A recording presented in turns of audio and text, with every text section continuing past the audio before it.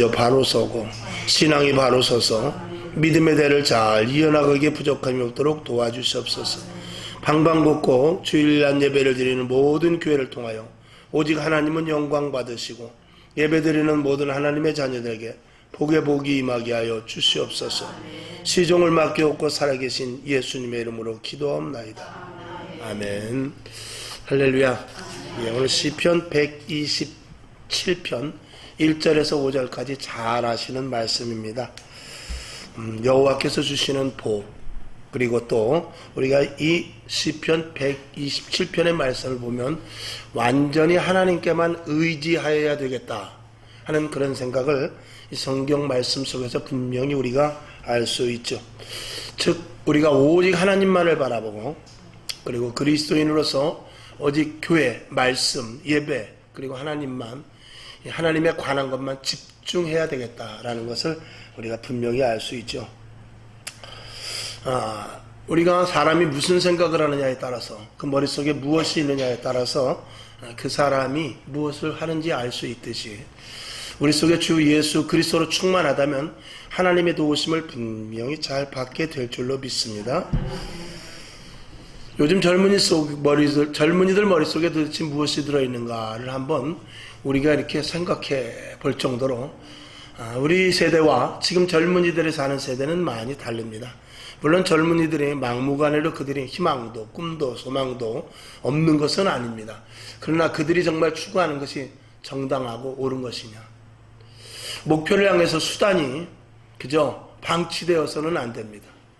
목표가 좋으면은 수단까지도 방법까지도 굉장히 정확하고 그리고 바라야 됩니다. 그래서 마치 공장에서 물건이 나오는 것이 쉽게 나오는 것 같지만 거기에 대한 여러 가지 제조 시설, 원료 이런 것들이 있는데 눈으로 보는 것은 뚝딱 나오는 제품 하나만 보고 이 제품이 어떻게 나왔는가를 생각하지 못한다면 안 되는 것과 마찬가지죠. 우리가 작물을 심었을 때 열매 맺기 위해서 얼마나 많이 농부의 땀과 수고가 있습니까? 그러나 지금 젊은이들이 성공만을 바라보고 여자라면 좋은 남자를 만나면 내 신분이 상승되고 업그레이드 되겠다. 또 여자도 남자도 나는 샷다맨만 하고 여자는 나가서 돈 벌고 나는 집에 부인 사업장까지 차만 태워다주는 그런 운전수 노릇이나 해야 되겠다는, 심지어 그런 젊은이들도 없잖아 있습니다. 이런 것들은 물질 만능 시대가 낳는, 그리고 목표에 대한 것만 바라보고 과정을 절대 생각하지 않는 그런 젊은이들의 모순 속에서 있는데, 엄밀히 따지기 보면 이게 다 기성세대로부터 물려나온 것입니다. 어쨌든 우리들이 잘못 교육을 시켰고 제대로 된 교육을 또 사회에서 받지 못했기 때문에 그런 일들이 일어났다라는 것은 우리가 부인할 수 없는 사실입니다. 국회의원 머릿속에 무엇이 들었길래, 국회의원 머릿속에 코인이 들으면은 아무것도 할 수 없습니다. 엉뚱한 말을 밖에 못하는 것이죠. 젊은이들에게 우리의 생각과 그리고 앞으로 될 미래에 대해서 정확하고 바르게 과정까지도 잘 가르쳐 주는 것이 굉장히 중요하다. 특별히 우리 그리스도인들, 우리 하나님을 믿는 사람들에게 있어서는 우리가 어떻게 살아야 되는 것, 그리고 하나님이 주시는 복을 어떻게 받아야 되는 것, 이런 것에 대해서 우리가 분명치 않으면 결과만 놓고 내가 그래도 신앙생활을 이만큼 했는데, 내가 이렇게 교회를 잘 다녔는데 하는 거기에만 치중할 수밖에 없는 것입니다. 그러나 하나님은 우리를 반드시 만들어 쓴다는 사실을 알아야 돼요. 그리고 하나님은 우리를 통해서 그릇을 만드는 과정이 필요하다는 것도 분명히 알아야 되고요. 왜 그러냐면 우리가 하나님의 것들을 위로부터 주시는 것은 신령한 것이기 때문에 그릇이 깨끗하지 않으면 받을 수 없습니다. 저와 여러분, 아무리 맛있는 것이 있어도 여러분의 그릇이 더럽다면 절대로 그걸 먹을 수가 없습니다. 하물며 우리가 내 한 끼의 배를 불리기 위해서도 더러운 그릇에다가 먹을 것을 좋은 것을 주어도 깨끗하지 않으면 그걸 받아먹을 수가 없는데, 우리가 일생을 살아가는 데서 인생의 어떤 설계 속에서 아무렇게나 살아서 복을 받는다, 과정이 없이 내가 성공을 바란다, 이런 것들은 있을 수 없습니다. 특별히 하나님의 것을 받기 위해서는 내 자신이 철저하게 하나님 보시기에 합당한 자가 되지 않으면 안 된다라는 것을 우리가 분명히 알아야 됩니다. 그래서 하나님은 분명하게 말합니다. 말씀을 합니다. 세상 방식으로는 하지 말아라. 일단 교회에 들어오고 하나님의 말씀을 따르기로 작정을 하여 예수를 믿기로 시작했으면 철저하게 처음부터 끝까지 하나님의 방식을 따를 것을 이야기하고 있습니다. 이제 그것이 성경에서 나타난 여러 가지 많은, 우리가 이 성경을 보면 허구 같은 게 많습니다. 동화보다도 더 정말 어지러운, 이게 말이나 되는 이야기인가? 이런 것들이 얼마나 많은지 모릅니다. 저녁 시간에도 그런 부분에 대해서 또 말씀을 드리겠습니다만, 이스라엘 백성들이 가나안 땅에 가기까지는 나름대로 정상적인 코스로 간 것은 하나도 없습니다. 첫째로는 이스라엘 백성들이 가나안 땅에 가는 데 있어서 홍해를 건너는 방법이 달랐어요. 하나님께서 홍해를 가르시는, 사람의 생각과 사람의 방법으로 홍해를 가는 것이 아닙니다. 광야를 가는 데 있어서도 하나님께서 그 광야에 아무것도 없는 장정만 60만 명이고 거의 한 200만 명, 인천 시민이 지금 많이 늘어서 이제 300만 명이 넘었다고 그러는데 200만 명 정도 되는 그런 사람들을 끌고 가는 데 있어서 하나님의 방식이 아니면 절대로 가나안 땅까지 끌고 갈 수가 없는 것입니다. 그래서 매일매일 하나님께서는 만나를 준비하셨고, 땅속에서 물이 나지 않으면 바위를 터뜨려서라도 생수를 준비하셨습니다. 그렇게 하나님께서는 하나님의 방법을 통하여서 가나안 땅까지 가게 하시거든요. 그런 것들을 보면서 하나님이 도와주셔야 가나안 땅을 갈 수 있구나. 그리고 하나님의 방법은 기기묘묘하구나. 사람의 생각과 사람의 방법이 아니구나 라는 것들을 알게 되죠.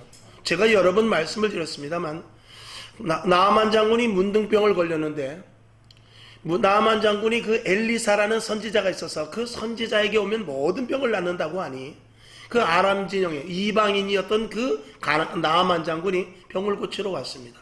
병을 고치러 왔는데 그 엘리사가 뭐라고 그러냐면 저 더러운 요단강에 가서 7번 목욕을 해라 그래요. 이 나아만 장군이 굉장히 화가 나갔습니다. 어떤 처방을 해줘야 되는데, 아니면 하나님 앞에 좀 간절히 빌고, 예를 들어서 3일 동안 네가 금식을 하라든지 아니면 정성을 들이라든지 그래야 될 줄 알았는데 하나님은 그렇게 하시지 않았어요. 엘리사를 통해서 저 요단강에 가서 7번 목욕하고 나와라. 그 요단강은 자기네가 사는 동네 물보다 더 더러웠습니다.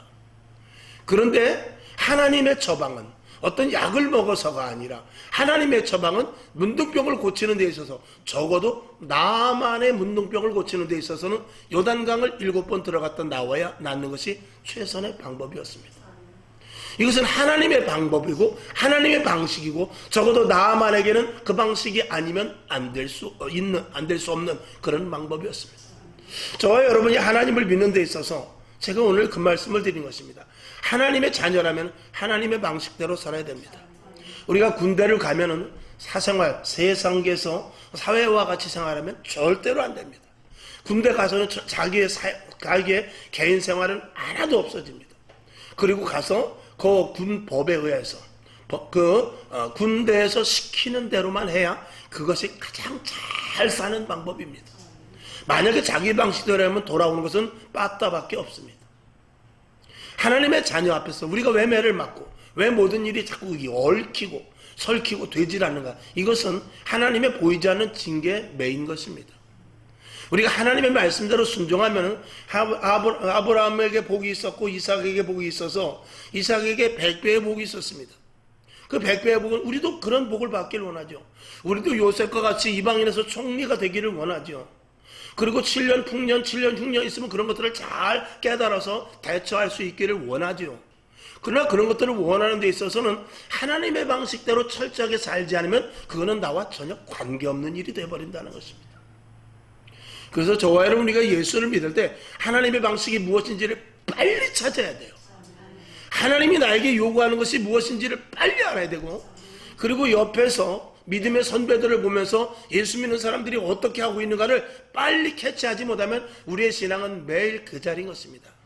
하나님은 이스라엘 백성들을 40일이면 광야에서 가나안 땅까지 갈 수 있는 그런 조건을 가지고 있는 자리로 인도하셨어요. 그런데 하나님의 방식대로 하지 않으니까 40일이면 갈 수 있는 길을 40년을 가게 합니다. 우리의 신앙도 마찬가지입니다. 왜 나는 이 일이 이루어지지 않는가? 나는 마음이 급한데, 나는 지금 저 자리에 가 있어야 되는데, 하나님 지금 내가 나이가 몇인데, 지금 내가 목회를 얼만큼 했는데, 내가 신앙생활을 몇십 년을 했는데, 근데 왜 남들만큼 내가 복이 없고, 남들만큼 성취되는 것이 없고, 남들만큼 은사가 없으며, 남들만큼 신령한 것들을 내가 받지 못할까? 그것은 40일이면 갈 수 있는 길을 내 스스로 40년 동안 자초했기 때문에 그런 것인가를 생각해 볼 수 있어야 돼요. 이 땅에 예수 믿는 사람은 많습니다. 그러나 정말로 하나님의 놀라운 큰 복을 받아서 기독방송에 나와서 간증을 하고, 사방 돌아다니면서 교회마다 다니면서 간증을 하고, 그리고 정말 하나님이 아니면 살 수 없다는 고백이 나올 수 있는 사람이 있는가 하면은, 예수를 그렇게 오래 믿고 신앙생활에 대해서 성경을 달달 외우는 것 같음에도 불구하고 항상 그 생활이 거기에 머물러 있는 것은 무엇이 잘못되었는가를 돌아볼 수 있어야 되며, 그 잘못은 단 한 가지입니다. 하나님의 방식대로 하지 않았기 때문에 그렇습니다. 우리가 여기서 분명히 알 것은, 이스라엘 백성들이 바벨론으로 끌려가고 이방인들에게 많은 어려움을 당하고, 때로는 하나님의 징계로 말미암아서 기근이 일어나고 질병이 생기고, 그런 것들에 대해서 이스라엘 백성들이 말을 지독하게 안 들었나 보다 라고 생각할 수 있습니다. 물론 그렇습니다. 그런데 우리가 분명히 알아야 될 것은, 이스라엘 백성들이 하나님을 배제하는 것이 아닙니다. 그들은 하나님을 믿고 하나님의 법도를 따르고 안식일을 지키고 하루에 2번씩 기도하고 일주일에 1번씩 금식을 했던 그런 사람들입니다. 근데 문제는 무엇이냐? 2가지를 하기를 원했던 것입니다. 하나님의 말씀, 즉 다시 말해서 제단에서 제사를 지낼 때는 하나님의 자녀인데, 세상에 나가서는 하나님의 자녀가 아니라 이방 사람들과 똑같은 모습이 있었던 것입니다. 그랬기 때문에 이스라엘 백성들이 그 징계를 감수했던 것입니다. 그 징계가 왜 있었느냐? 하나님을 온전하게 모시지 못했기 때문에 그래요. 하나님을 따르기를 원했다면, 예를 들어서 좀 재단에서 죄송하지만 부부가 저녁 때 들어와서 이불 속에서는 자기 나 그러는데 바깥에 나가서는 또 다른 일을 한다면 그거는 있을 수 없는 일이죠. 여러분, 우리가 하나님을 믿는 데 있어서 철저한 신앙과 확고한 믿음을 가지지 않으면요, 우리의 신앙은 고생과 수고만 있을 뿐입니다. 우리가 하나님 앞에 물질을 드리고, 우리가 하나님 앞에 시간을 드리고, 우리가 하나님 앞에 기도를 하지만 그것이 하나님 보시기에는 가증한 일이 되어버린 것입니다. 여러분, 오늘 밤에 내가 아내와 침대에서 있었는데 그 다음날 낮에 미스터 김을 만난다면 우리 아내는 아주 가증한 여자가 되는 것입니다. 하나님 앞에도 마찬가지입니다. 내가 세상과 하나님의 것을 겸하여 있다면 그건 하나님을 속이는 것이죠. 하나님을 믿는다고 하면서 세상 사람들보다도 더 악한 자가 될 수 있는 것입니다. 여러분, 이 재단에서 제가 드리는 이 말씀이 목사님 너무한 거 아닙니까? 라고 말할 수 있을지 모르지만, 이 땅의 교회에서 그것을 분명한 하나님께서 의도하시는 바를 재단에서 선포하지 않으면 누가 그 말을 합니까? 성경을 통해서 내가 깨닫습니까? 여러분, 저와 여러분 집에서 성경 안 보시는 분이 어디 있습니까?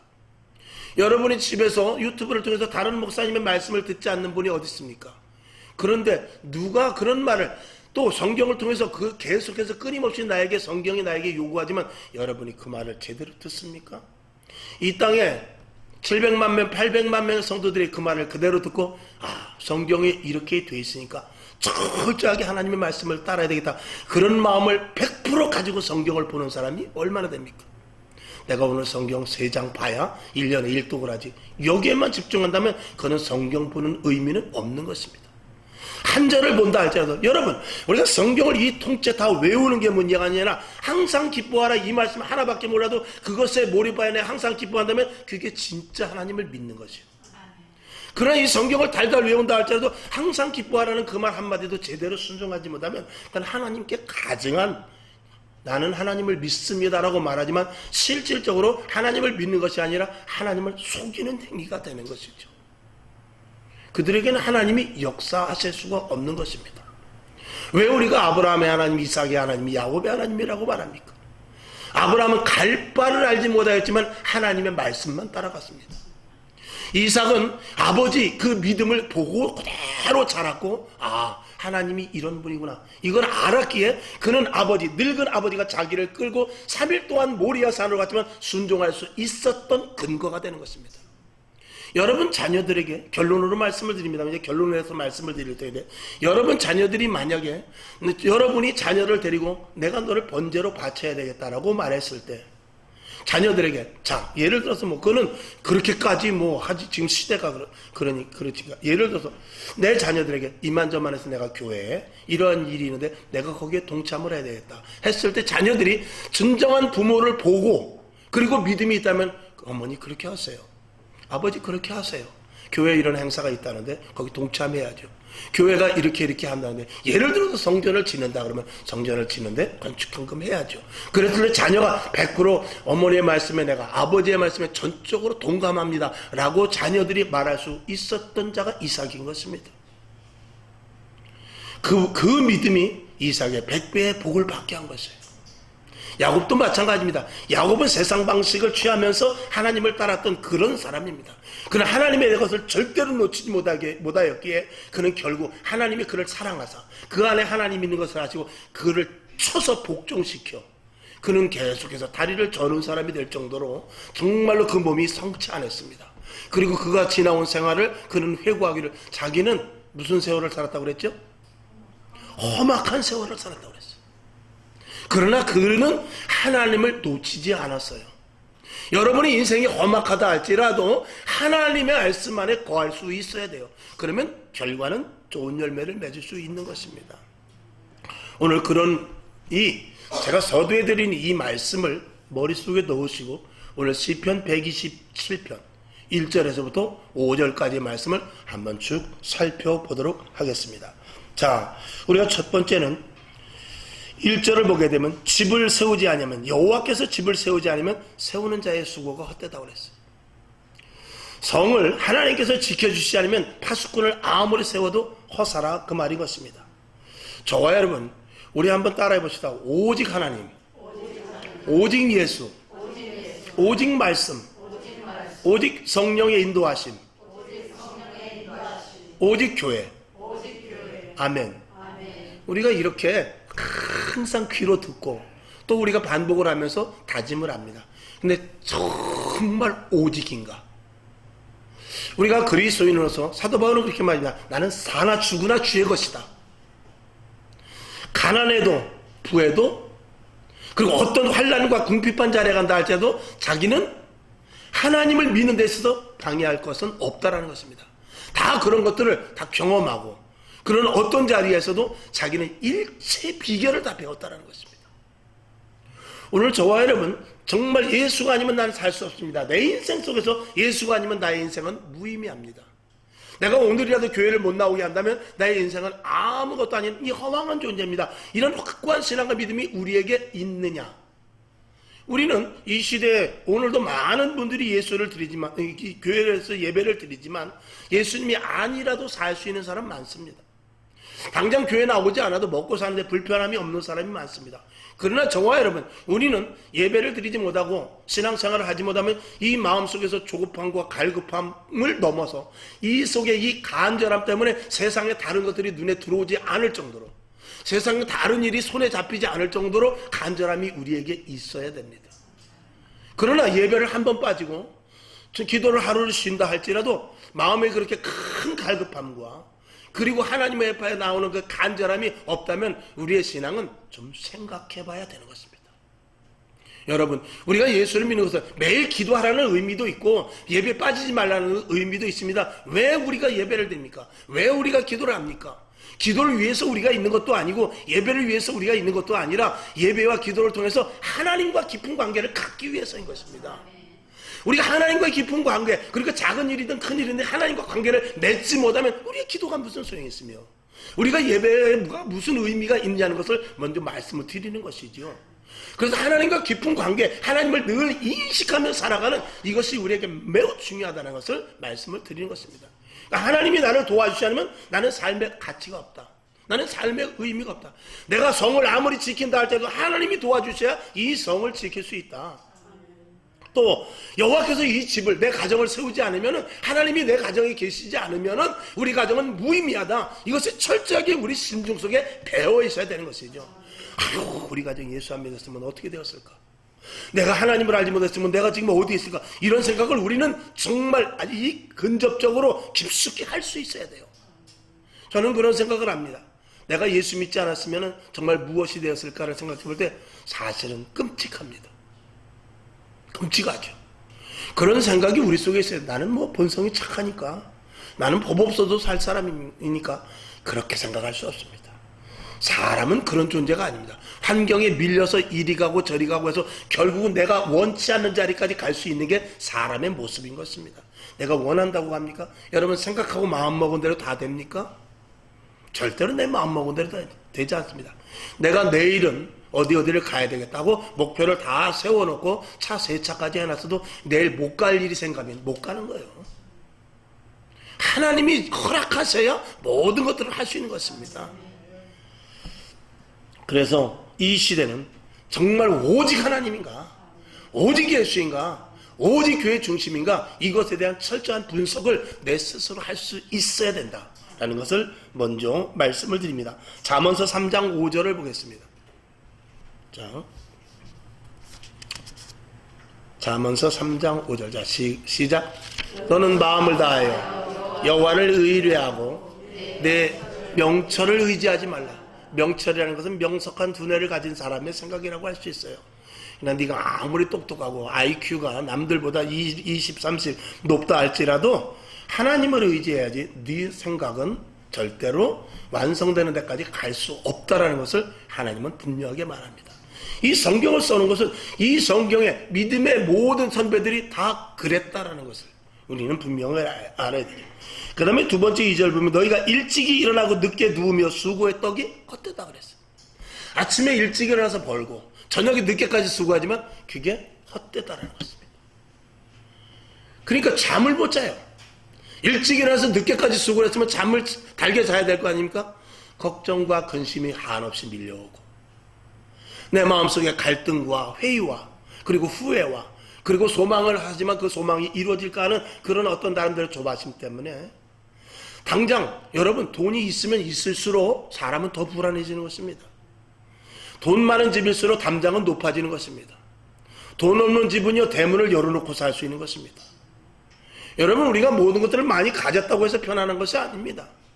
다 두 다리를 뻗고 자랄 수 있는 사람은 내가 다리를 뻗으면 우리 집이 좁아서 창문을 열고 자야 되고 머리는 이쪽 방문을 열고 이렇게 잔다 할지라도 없는 사람이 마음이 편할 수도 있는 거예요. 우리는 가졌다고 해서 풍부한 것이 아니라 내 마음에 누가 있느냐, 내 마음을 어떻게 갖고 있느냐, 마음이 편안해야 그게 진정한 평안인 것입니다. 여러분 우리는 세상이 내 마음대로 될 것 같지만 아까도 말씀을 드렸지만 내 마음대로 되지 않는 것입니다. 내가 아무리 수고를 해도요 수고가 헛될 수도 있는 일이 얼마나 많은지 모릅니다. 자, 성경을 한번 보죠. 예레미야 2장 13절을 보겠습니다. 시작.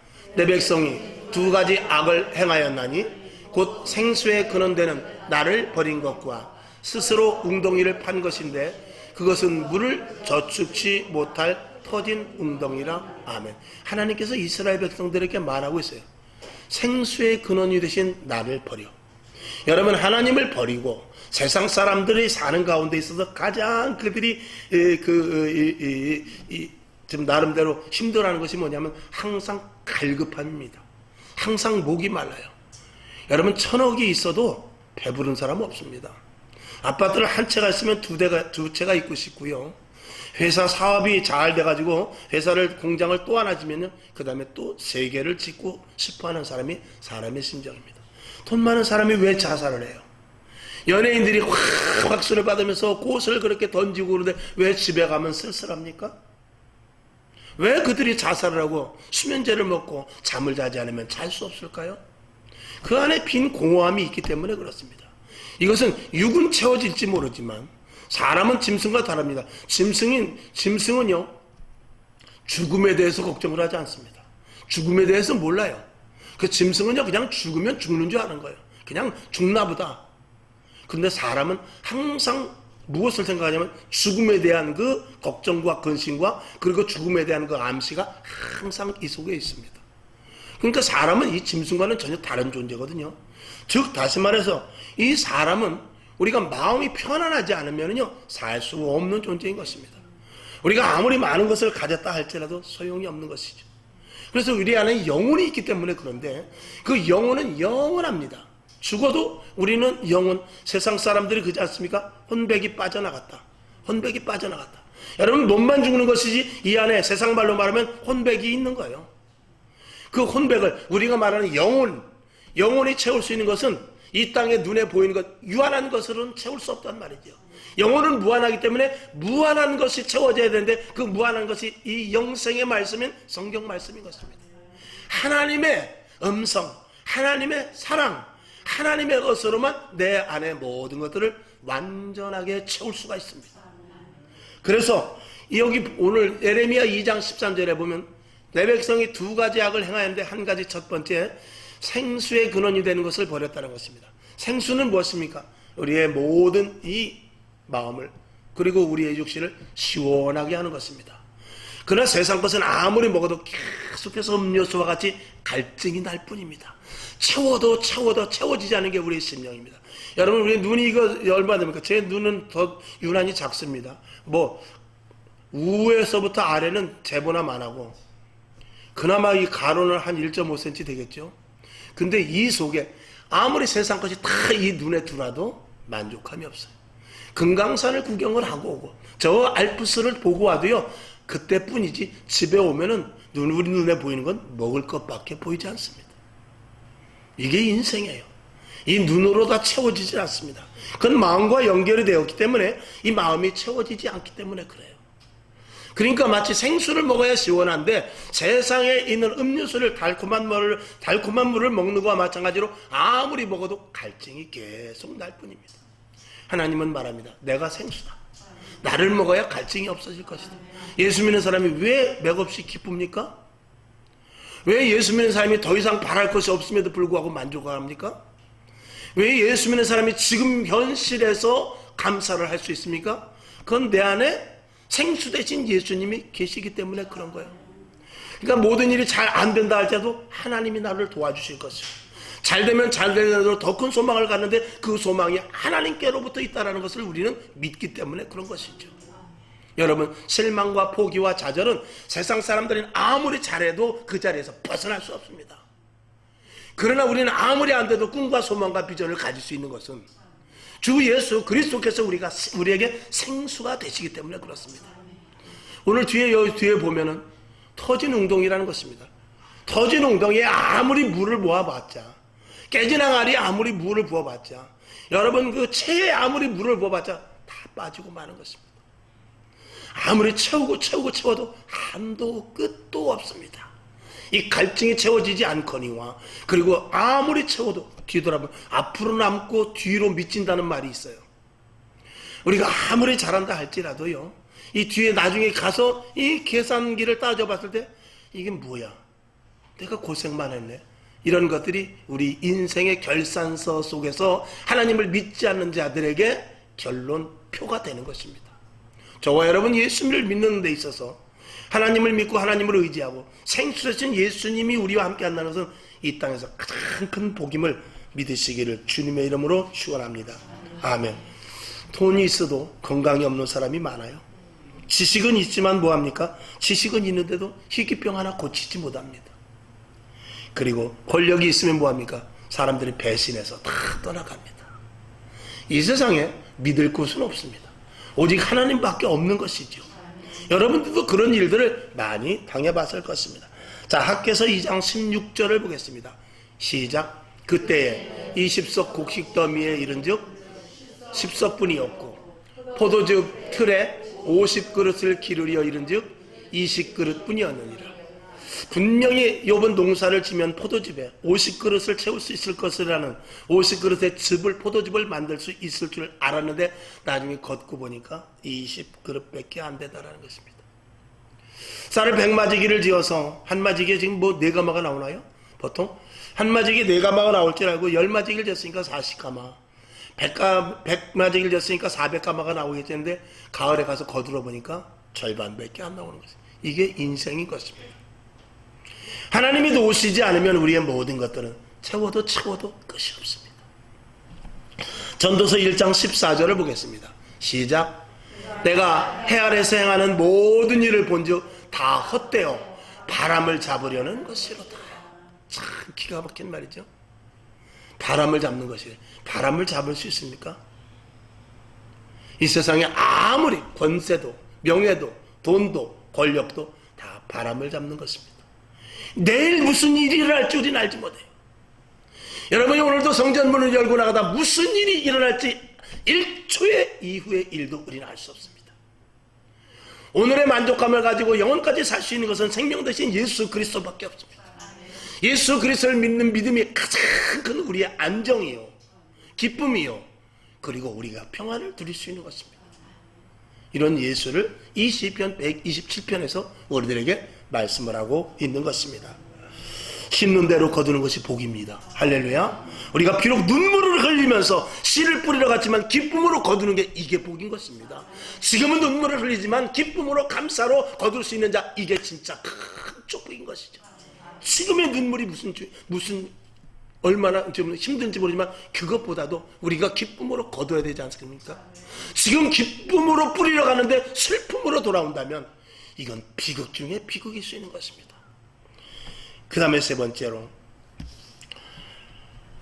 3절에 보게 되면 자식은 여호와께서 주신 기업이라고 그랬어요. 기업이라는 것은 대대로 물려나가야 돼요. 여러분, 초대 회장이 기업을 잘 자녀들에게 물려주었는데 그 자녀가 홀딱 말아먹는 경우가 얼마나 많은지 모릅니다. 그건 소용없습니다. 저와 여러분을 하나님께서 부르셨을 때는 자녀들에게 믿음을 전파하라는 것입니다. 자녀들에게 믿음을 전수시키라는 것입니다. 왜? 하나님을 의지하는 복을 그 자녀들에게 보여주고 그 복을 가르치라는 것입니다. 그것이 아까 말씀드린 대로 아브라함, 이삭, 야곱의 놀라운 축복의 연계성인 것입니다. 그 복을 우리들에게 가지라고 자녀들을 기업으로 세우라는 것입니다. 여러분이 지금 무슨 사업을 합니까? 어떤 직장을 다닙니까? 여러분이 무엇을 계획하고 있습니다. 무엇을 계획하고 있습니까? 그 계획이 자녀들에게 있어서 하나님으로 말미암은 복과 관계가 없으면 아무 소용이 없다는 것입니다. 그래서 오늘 본문 127편 3절에도 보면 자식은 여호와의 주신 기업이요 태의 열매는 그의 상급이다. 태의 열매는 그의 상급이라는 것은 태의 열매를 상급으로 삼으라는 것입니다. 상급은 무엇이죠? 상급은 하나님 앞에 갔을 때 상 받는 것입니다. 하나님 앞에 갔을 때 상급을 주는데 그 상급의 원천이 뭐냐면 태의 열매라는 거예요. 그건 뭐냐면 하나님께서 우리에게 상 받을 일 중에 가장 큰 상급 받을 일은 뭐냐면 우리에게 주신 자식이라는 거예요. 즉 자식을 예수 그리스도 안으로 들어오게 하는 것이 하나님 앞에 받을 가장 큰 상급이라는 것입니다. 이것을 오늘 127편에서 말씀을 하고 있는 것이죠. 여러분, 이 복이 저와 여러분에게 분명할 수 있기를 주님의 이름으로 축원합니다. 예수 그리스도 하나님을 믿기 위해서 우리를 부르신 이유 가장 큰 네 가지 제가 항상 말씀을 드립니다. 여러분도 외워야 될 것이요. 첫 번째, 하나님께서 우리를 부르신 이유는 우리를 구원하시기 위함입니다. 그리고 나아가서 구원의 확신을 갖기 위함인 것입니다. 그리고 하나님의 자녀로서 권세를 누리기 위함입니다. 그래서 구원하시기 위하여 우리를 불렀고, 그 다음에 두 번째는 우리를 통하여서 세상에 나가서 빛과 소금, 즉 복음을 전하라고 우리를 부르신 거예요. 할렐루야. 그러니까 저와 여러분의 삶의 목적이 뭐냐? 복음 증거예요. 복음 증거가 빠지면 하나님께서 우리를 부르신 이유는 하나님은 그냥 꽝이 돼버리고 마는 것입니다.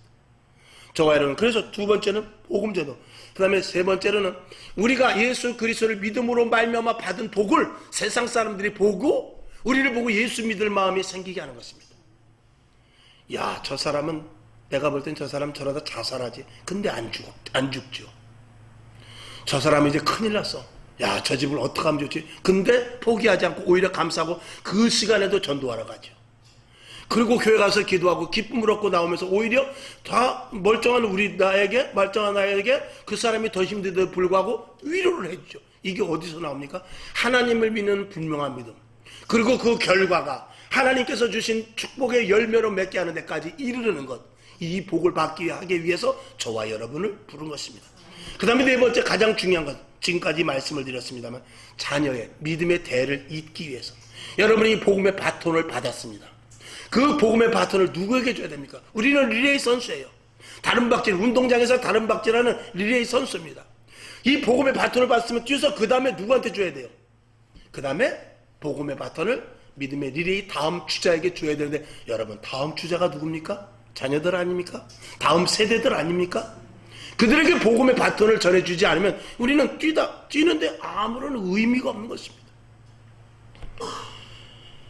성경을 한번 보겠습니다. 신명기 11장 18절을 보겠습니다. 시작. 이러므로 너희는 나의 이 말을 너희 마음과 뜻에 두고 또 그것으로 너희 손목에 매어 기호를 삼고 너희 미간에 붙여 표를 삼으며. 그러니까 하나님의 말씀을 눈에도 미간에도 코에도 그리고 얼굴에도 손목에도 이 옷깃에도 다 붙이고 다니면서, 그건 무슨 말씀입니까? 항상 하나님의 말씀을 의식하면서 살아가는 것입니다. 내가 오늘 화내지 말아야지. 하나님이 기뻐하시는 일이 무엇인지 알아야지. 생수 대신 예수님이 내 안에 있으니까 나는 포기할 수 없지. 이런 것들을 항상 우리 안에 느끼면서 살으라는 것입니다. 그 다음에 마지막으로 4절에 보게 되면 젊은 자의 자식은 장사의 수중의 화살 같으니 이것이 그 전통에 가득한 자는 복되도다. 이것은 무슨 말씀이냐면, 활을 쏘는 궁수가 그 활통에 활이 가득 차 있으면 그 사람은 든든합니다. 근데 활이 굉장히 좋은 활이에요. 근데 화살이 없으면 그게 무슨 소용입니까? 자, 총을 가졌는데 총알이 없어요. 대포, 신형 대포, 자주포가 좋은 게 있는데 포탄이 없으면 무슨 소용이 있습니까? 저와 여러분에게 마찬가지입니다. 여러분이 예수님 믿어 복 받는 것도 좋지만 자녀들이 복을 받지 못하면 그거는 허망이라는 것입니다. 여러분이 받을 수 있는 복 이상의 복이 자녀들에게 받아야 돼요. 여러분, 조금 전에 리레이를 이야기했습니다만, 여러분 리레이 뜰 때 가장 뒤에 있는 선수를, 어떤 선수를, 첫 번째 선수하고 마지막 선수는 가장 잘 뛰는 사람을 둡니다. 그래서 초대교회 성도들은요, 얼마만큼 열정이 있었는지 마치 처음 계주를 잡은 첫 주자가 뛰듯이 뛰는 거예요. 그리고 지금까지 우리에게 오다 이제는 주님 오실 날 얼마 남지 않은 마지막 세대입니다. 저와 여러분이 최선을 다해서 첫 주자와 같이 뛸 수 있어야 되고, 저와 여러분 다음 세대의 자녀들은요, 우리보다 더 강력한 힘을 가지고 뛸 수 있도록 신앙의 바람을 불어줘야 돼요. 믿음을 더욱더 깊이 있게 넣어줘야 돼요. 신앙을 더욱더 든든하게 해줘야 돼요. 마귀가 때가 얼마 남지 않음으로 말미암아서 믿는 자들을 우는 사자와 같이 노리면서 믿는 자들을 넘어뜨리라고 하고 있어요. 그런데 우리가 예전과 같은 신앙을 가지고 그 페이스로 달리면 안 된단 말입니다. 우리 다음 세대들은 더 우리보다 더 힘차게 달릴 수 있도록 막강한 믿음을 부어줄 수 있어야 되는 것입니다. 이것이 없으면 안 되는데 우리의 사명이 그래서 큰 것입니다.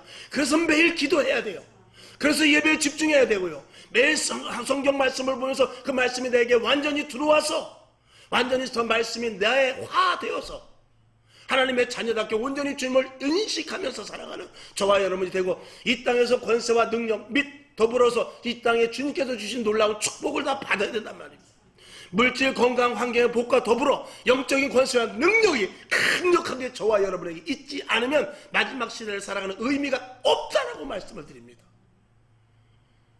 여러분에게 이 오늘 시편 127편 1절에서 5절의 말씀이 여러분 후대에 이르는 복에 이를 때까지 그대로 임할 수 있기를 주님의 이름으로 축원합니다. 자, 창세기 1장 28절을 보겠습니다. 하나님께서 사람을 제일 먼저 창조하고 이 능력을 주셨어요. 마지막 때까지 이 능력이 그대로 이어져 가야 됩니다. 자, 봅시다. 창세기 1장 28절 시작. 하나님이 그들에게 복을 주시며 그들에게 이르시되 생육하고 번성하 땅에 충만하라. 땅을 정복하라. 바다의 고기와 공중의 새와 땅에 움직이는 모든 생물을 다스리라 하시니라. 아멘. 여러분, 여기 오늘 이제 글자 그대로 본다면 땅에 충만하라, 땅을 정복하라 등등 이렇게 나오는데, 땅을 정복하는 것이 아니고 땅에 속박당하면 안 됩니다. 또 바다에 공중의 새 모든 생물에게 다스리라 그러는데 다스림을 당하면 안 됩니다. 여러분, 물질의 노예가 되지 마십시오. 권력의 노예가 되지 마십시오. 자녀의 노예가 돼서도 안 됩니다. 아내 남편의 노예가 돼서도 안 돼요. 오직 하나님의 주의 종으로서, 저와 여러분 하나님의 자녀로서 이 땅에 그 주님이 주시는 권세를 가지고 이 땅의 모든 것들을 다스릴 수 있어야 돼요. 다스리는 자에게, 여러분 정말 돈 많은 사람은 돈 가지고 다니지 않습니다. 우스갯소리 한번 해야 되겠네요. 그 전에 제가 사업할 때 보면은요, 정말 그 맨 위에 그 사업 주체 있는 사람은요, 그 사람은 지갑도 안 갖고 다녀요. 가는 데마다 다 밥 사줘요. 이거 좀 잘 부탁합니다. 누가 사주냐면 없는 사람이 사주는 거예요. 없는 사람이 사주는 거예요. 밑에 하청업자가 사주는 거예요. 여러분 누굴 사줍니까? 여러분이 없어서 사주는 거예요. 왜? 혹시 나중에 나를 좀 봐주지 않을까. 여러분이 정말 가진 자라면요, 어디 가도 여러분 되어봤습니다. 그런 위치에 있기를 주님의 이름으로 축원합니다. 여러분 내가 밥 사주지 말고 얻어먹으라는 뜻이 아닙니다. 어디 가도 당당하라 그 말입니다. 어디 가도 당당하게 꿀릴 것 없어요. 내가 짜장면을 먹어도 꿀릴 것이 없고, 내가 5,000원짜리 신발을 신고 다녀도 전혀 어디 가도 부끄러울 것이 없는 그런 당당함을 가지고, 왜? 나는 세상을 이긴 자다. 이 땅의 모든 것을 하나님께서 필요하면 나에게 언제든지 주신다. 이 죄종으로서 터득한 것 하나가 있는데, 하나님께서 굶기시지 않고 필요할 때마다 주셔요. 절대로 굶기시지 않고, 그리고 누릴 수 있게 남에게 망신당하지 않게 다 주십니다. 여러분, 하나님의 자녀서 필요할 때, 우리 여기 최명옥 집사님 계시지만 그런 경험 많이 했잖아요. 필요하면 차가 고장나면 차까지 고쳐주고 그 간증은 잘 아시죠? 그렇게 하나님께서 차가 여기가 꼴보기 싫은데 이걸 도색을 해야 되는데, 근데 하나님께서 기가 막힌 방법으로 고쳐주고 보너스까지 주셔요. 여러분, 그런 것들은 하나님께서 내가 그걸 애쓰고 수고해서 한다면 보통 어려운 일이 아닙니다. 근데 하나님이 아주 쉬운 방법으로 하셔요.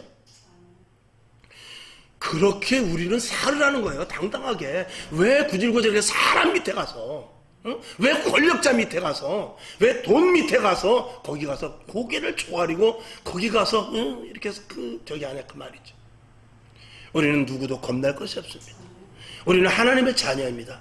오늘 창세기 1장 28절에 있는 대로 정복하고 다스리는 권세를 우리에게 주셨어요. 얼마나 감사한 일입니까? 결론으로 말씀을 드립니다. 우리는 이 땅에서 위축되지 않고 살 수 있는 것은 오직 하나님을 높이고, 그리고 하나님이 내 안에 계심을 분명히 믿고, 하나님을 온전히 의지하는 시편 127편 1절에서 5절까지의 말씀을 그대로 나에게 접목시켜 받아들이는 데서부터 시작이 됩니다. 자, 한번 묻고 말씀을 마칩니다. 여러분의 자녀들이 10년 후에 어디 있을까요? 우리 딸 성경 형실이가 어디 있을까요? 목사의 아내가 되어 있을까? 장로의 아내가 되어 있을까? 집사의 아내가 되어 있을까? 아니면 지금이라도 신학을 해서 목회를 하고 있을까? 알 수 없습니다. 여러분, 경욱이가 10년 후에 어디 있을까요? 영준이가 10년 후에 지금 무엇을 하고 있을까요? 깊이 생각해 보시기 바랍니다. 중요한 이야기입니다. 여러분의 아들, 딸들이 지금 무엇을 하고 있을지를, 10년 후에 어느 자리에 무엇을 하고 있을지, 혹시라도 그래서는 안 되지만 교도소가 있으면 안 되지 않습니까? 하나님을 믿는 예수 안에서 직분을 가지고 교회 안에서 착하고 충성된 쪽으로 있어야 진짜 복 아니겠습니까? 여러분, 저와 여러분, 그걸 위해서 신앙생활 한다 해도 과언이 아닙니다. 그걸 위해서 철저하게 예수를 믿는다고 해도 과언이 아니에요. 그게 중심이고 그게 우선이라는 것이 오늘 시편 127편 1절에서부터 5절까지 주신 말씀입니다. 이 말씀이 오늘 5월 가정의 달을 맞이해서 그대로 임하기를 주님의 이름으로 축원합니다. 기도하겠습니다. 아버지 하나님, 감사합니다. 오늘 말씀이 길었습니다만 오늘 이 말씀이 우리 심령 속에 각인되게 하여 주시옵소서. 예수님의 이름으로 기도합니다. 아멘.